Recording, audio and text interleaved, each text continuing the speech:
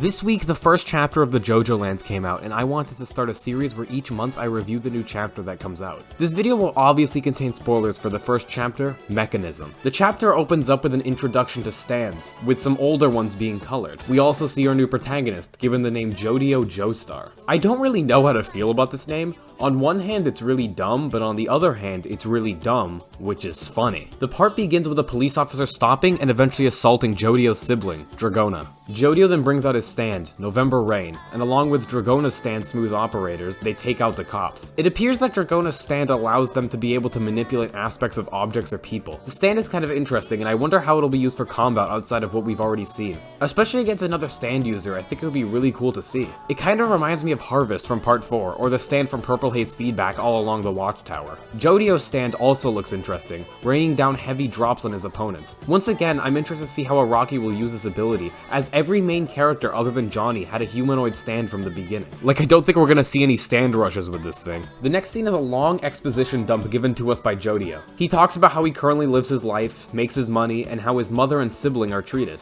We also get the introduction to the story a bit earlier on, but I'll mention it now. This is the story of how Jodio made a ton of money. Like, a lot of money from what he says. A bit later on, we see him provide some people with seemingly illicit substances. This was confusing to me because I thought he was an alternate universe Giorno, and he still might be, but they seemingly don't have the same values. Since Giorno really hated drugs, I think it's funny that his alternate universe version is selling them. If he is alt Giorno, I'm interested to see how that will play into the story at large though. I also just wanted to say that I really like some of the early themes being explored, like when Jodio mentions the boy being bullied despite there not being much of a difference between them. It was just a part of the chapter that kind of stuck with me even after reading, and I wonder if it's going to be explored further in later chapters. The idea that Jodio isn't really that different from other people, but he just lives his life more smoothly. This is the first time in JoJo we've had sibling main characters, which is something people have been asking for a really long time. Even though they were on screen for a short amount of time, Dragona and Jodio have a really great bond, and they really clearly care about each other a lot. The speech he gives sort of concludes with him talking about mechanisms in society, how aspects of the world work together to create a sort of method to do things. He talks about the mechanisms of selling these illegal substances, talking about all the people involved and everything that goes into it in the background. I have almost no doubt that this is going to be our central theme of the JoJoLands. It's kind of reminding me of the golden ratio from part 7 or calamity in part 8. Another thing is we see the family tree and how Jodio is related to the rest of the Joestars in this universe. In this case, Joseph, or Fumi, is his grandfather.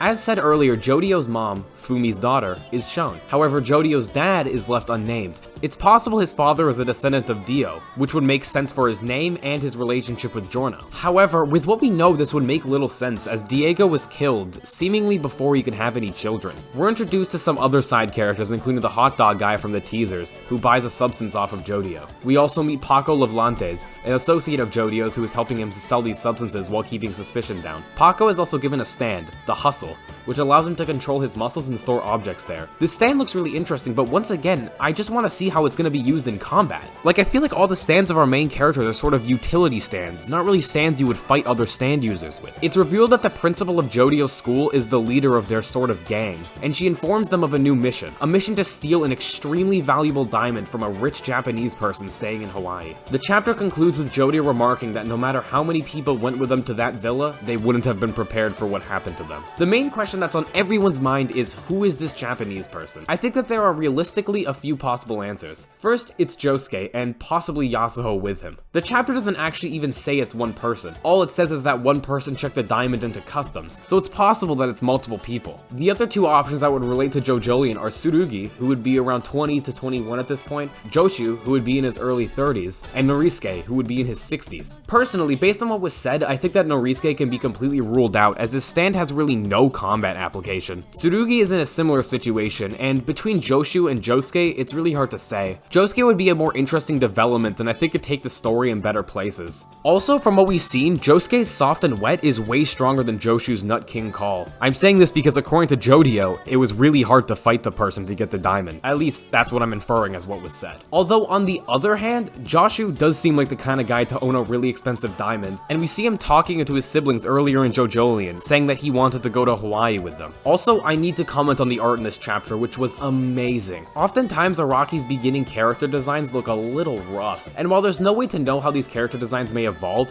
Jodio and the rest of them are looking great. There are also some amazing panels here already. There's an evolution to JoJolion, but it doesn't look completely different, which is good, because I love the JoJolion art style. Overall, I'm extremely excited for the future of JoJo, and we'll be back next month to talk about the second chapter of the JoJoLands. Thank you for watching.